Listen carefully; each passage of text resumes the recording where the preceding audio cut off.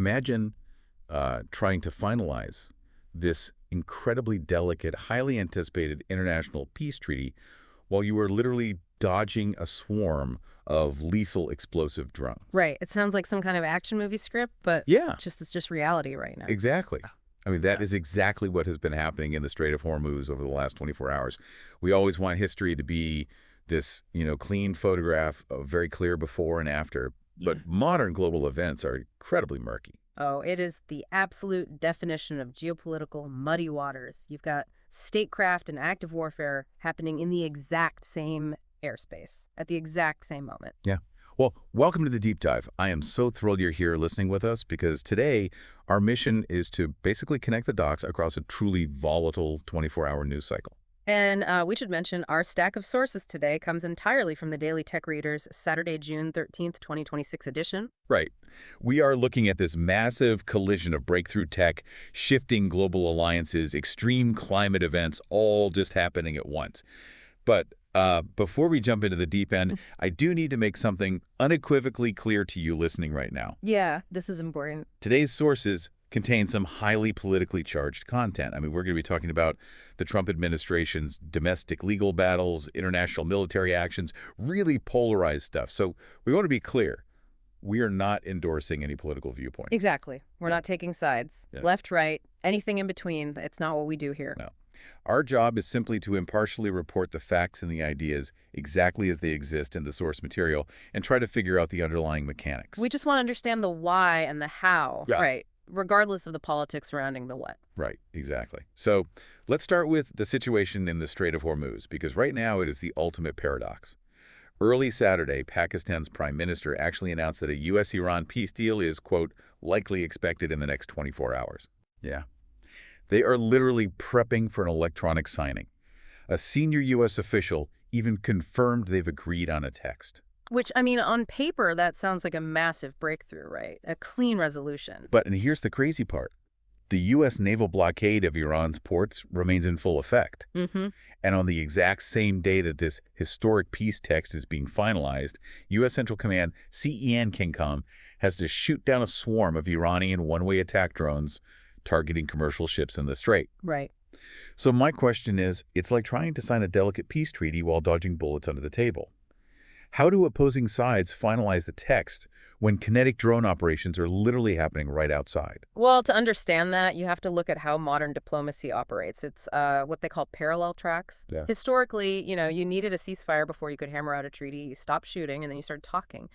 But today, statecraft and warfare just happen concurrently. I mean, I get the theory of parallel tracks, sure.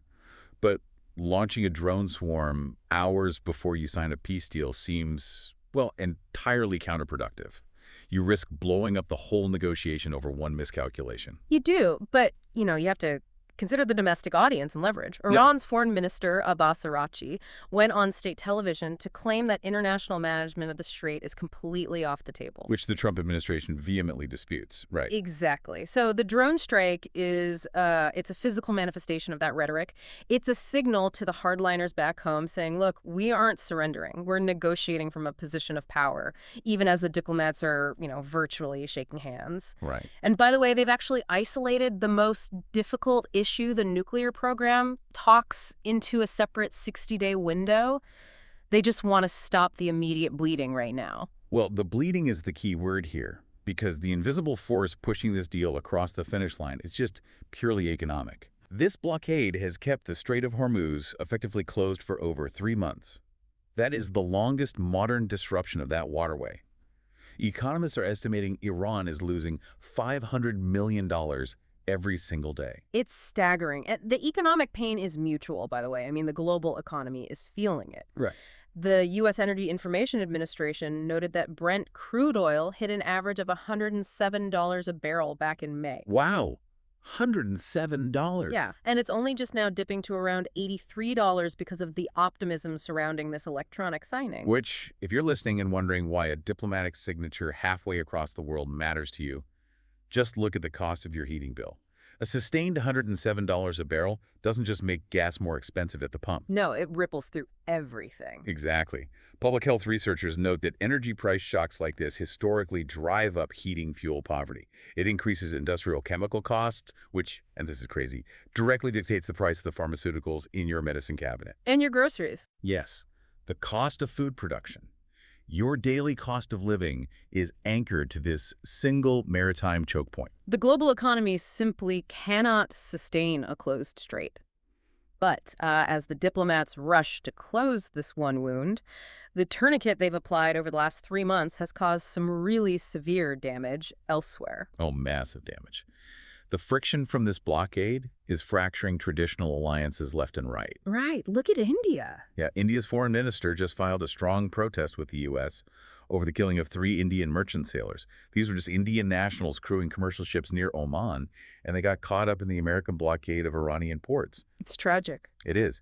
And now India is demanding accountability, right in the middle of these already really tense U.S.-India tariff negotiations. Which, geostrategically, I mean, that's a massive complication. The U.S. relies heavily on India as a counterweight in the Indo-Pacific region. Suddenly, you have civilian casualties straining those ties, creating this huge wedge. Right when the U.S. needs its Pacific allies more than ever. Yeah. Because China is aggressively posturing right at this same moment. Oh, absolutely. Chinese authorities just detained a U.S. citizen, Yu Minzin. He's a UC Berkeley researcher who studies Myanmar politics. And they've hit him with espionage and national security charges. Right, and the State Department is scrambling for consular access. Analysts are seeing this as a clear symptom of rapidly deteriorating tensions between Washington and Beijing. So, if you pull back, India is alienated. Yeah. China is aggressively detaining American academics. And what is the U.S. doing with its oldest alliance, NATO? Well, the Pentagon formally notified NATO allies in writing that the U.S. is significantly reducing the warships and aircraft assigned to European operations. Yeah, the New York Times reviewed the document. Europe's defense budgets are still trying to ramp up, and now they just have to scramble to fill this massive gap in air and naval coverage. So you have the Middle East as a powder keg, Asia becoming increasingly hostile, and Europe being told, fend for yourselves.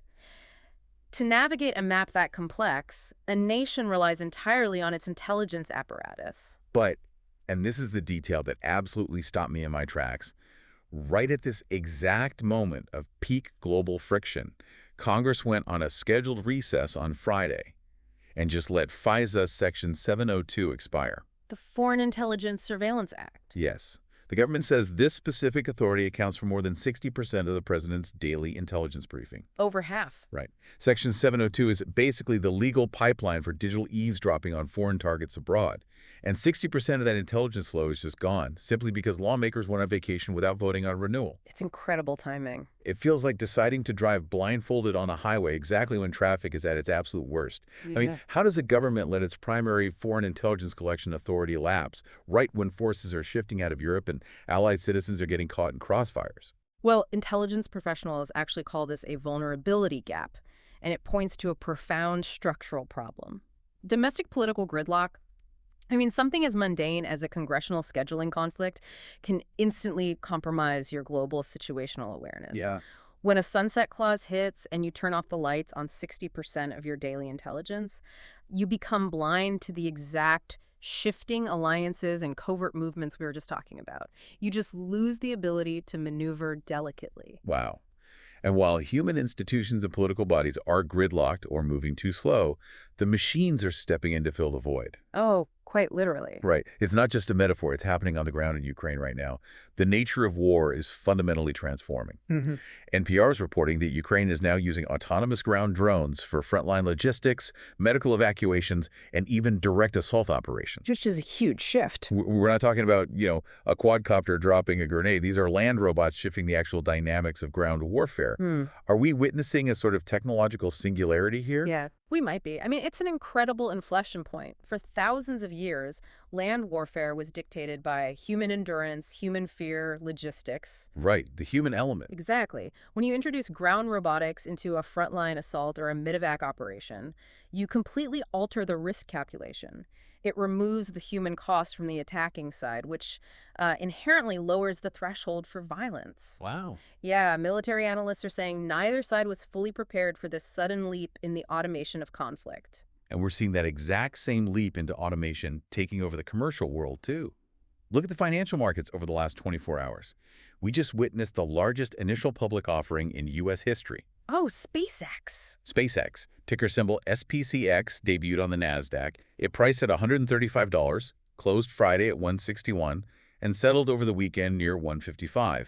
And because of this, Elon Musk's net worth officially crossed the $1 trillion threshold. I mean, $1 trillion is a staggering number, but to me, the real story is in the financial plumbing underneath that IPO. Okay, what do you mean? Goldman Sachs and Morgan Stanley raked in $500 million in underwriting fees alone just for managing the SpaceX launch. Wait, $500 million just to manage the paperwork and assume the risk of the IPO? How do traditional banks even justify a cut that massive? Well, because space technology and artificial intelligence are no longer just, speculative concepts living in some R&D lab. They are the new foundational infrastructure of the global economy. Right. That $500 million fee tells you that legacy finance the old money is gatekeeping and heavily monetizing the transition to the space age. The people building the rockets are making billions, but the people who control the financial pipelines are making $500 million just for turning the valve. That makes total sense. And the enterprise adoption data completely backs that up. I mean, look at the AI company Anthropic. They just reported an annualized revenue run rate that surpassed $30 billion. $30 billion. Yeah, a run rate meaning that based on their current monthly sales, they are on track to pull in $30 billion over the next 12 months.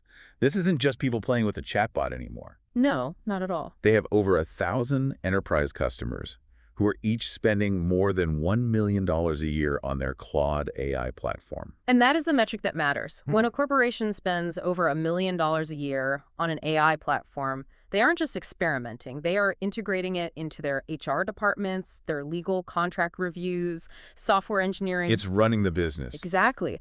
According to VentureBeat, this actually positions Anthropic ahead of OpenAI in terms of actual business deployments, though. To be fair, OpenAI disputes that. And there are even reports of a potential $60 billion IPO for Anthropic coming in Q4 of 2026. So if you're listening to this and you look around your own workplace right now, you are likely already interacting with the footprint of these massive AI contracts. They are actively changing the way you work today. Complete. So we have this incredible, almost science fiction level of wealth and technology being created, right? Yeah. Trillionaires, frontline land robots, $30 billion AI run rates. But then you look at what all this human-made progress is colliding with. And it's a physical reality that is entirely out of our control. Yeah, the physical baseline of the planet is shifting rapidly. Right. NASA just detected a major Pacific sea level rise, which they say is consistent with a rapidly strengthening super El Nino event. The atmospheric impacts are already visible in pressure and temperature patterns across the U.S. and Canada. Forecasters are warning this could rival historically record-strong El Nino seasons by the fall of 2026. We spent the first half of this discussion talking about the economic shock of $107 oil. But a super El Nino, that disrupts global agricultural yields. Right. It fundamentally changes where it rains and where it droughts. That is a foundational shock to the global food supply that no central bank can just, fix with interest rates. And the immediate extreme weather is already here. It feels like we're watching a societal pressure cooker right now. The physical climate is boiling over with this massive heat dome gripping the South. Interior California, southern Arizona, New Mexico, they are literally baking. Yeah, the heat is unbelievable. The heat index hit 103 degrees in Dallas on Saturday. And at the exact same time, the Storm Prediction Center is tracking severe thunderstorm watches across central Nebraska and Kansas, bringing large hail and damaging winds. It's a planetary system just pushed to its absolute extremes. Yet, our political temperature is just as hot and focused on entirely different things. While the ocean expands and Dallas hits 103 degrees, we have overnight workers tarping a building in Washington, D.C. Ah, yes. The situation at the Kennedy Center. Right. Workers covered the marble facade of the John F. Kennedy Center for the Performing Arts with a tarp on Saturday morning. They were out there overnight, literally removing the bronze letters of President Trump's name from the building to comply with a Friday midnight court order. Yeah. Judge Christopher Cooper ruled that only Congress, via 1964 law, can change the center's name. Representative Joyce Beatty, who filed the lawsuit, claimed it as a major win. The Trump administration, on the other hand, argued that removing the name hurts fundraising and cost the center hundreds of millions of dollars. but their last-minute appeal on Friday night was denied. It perfectly illustrates the concept of compounding crises and really how we allocate our collective attention when we're faced with them. Exactly, because at the exact same time, President Trump took to social media on Friday to claim that a U.S. strike killed Hector Russenford Guerrero Flores, the leader of the Tren de Aragua gang. Now, that claim is currently unverified by independent sources, but the gang has been a massive focus of the administration's immigration rhetoric. Right. So I just have to ask, how does a society balance focusing on monumental physical threats like a supercharged climate when so much energy and legal firepower is consumed by battles over bronze letters and unverified social media strikes? Well, it reveals a fascinating coping mechanism. What do you mean? When the macro issues the physical baseline of food supplies, shifting weather systems, or the global automation of warfare, when those become too complex or too terrifying to process, we naturally hyper-focus on symbolic victories. Oh, wow. Yeah. A lawsuit over the letters on a performing arts center is bounded. It has clear rules. You can point to a midnight court order and say, we won or we lost. Right. There's a definite outcome. Exactly. You cannot sue El Nino. You cannot take out an injunction against autonomous drones in Ukraine. The physical world feels beyond our immediate control, so we pour all of our societal anxiety into the cultural and political battles that we feel we can actually grasp and litigate. So it's essentially a psychological release valve.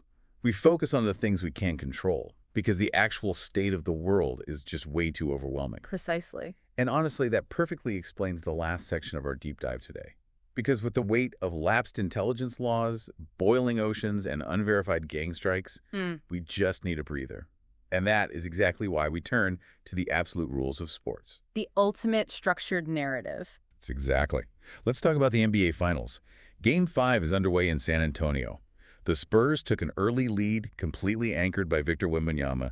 His interior defense is just shutting down the paint entirely. He's incredible. He is. But the Knicks are up 3-1 in the series.